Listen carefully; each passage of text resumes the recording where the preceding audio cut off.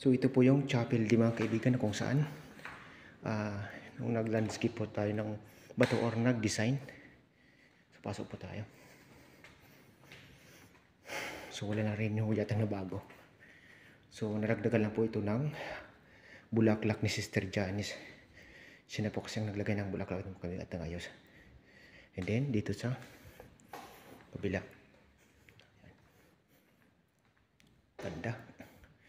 Ayan, grabe yung paghahanda mga kaibigan. Nandito na pa kasi mga kaibigan ang mga foreigner na mga madre. Galing sa ibang bansa. Ayan.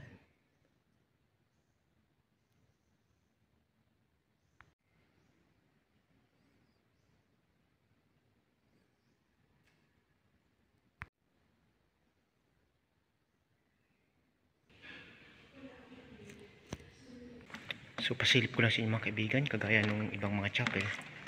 Kaya po meron na po silang bulaklak. Ayan po mga kaibigan. Ayan po mga gawa ni Sister Janice. Pangmalupitan. Ayan po mga kaibigan. So yung mga una kong video ay wala pa pong ganyan mga kaibigan. Ayan. Ayan po ang ating ginawang cross. Mukhang tabingi pa mga kaibigan. Madalian ho kasi.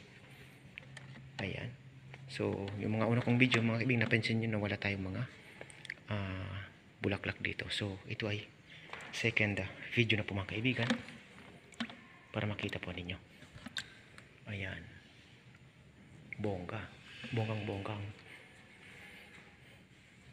ang dekorasyon ho dito sa bahay ng aking amo, especially sa chapel, kasi dumating na po mga kaibigan ang mga chow or foreigner na mga sisters galing sa ibang bansa para mag-retreat po dito sa kanilang retreat house.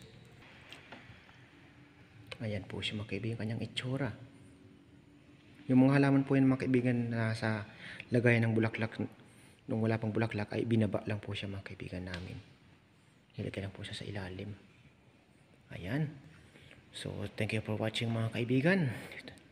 Don't forget to subscribe my channel. God bless us all.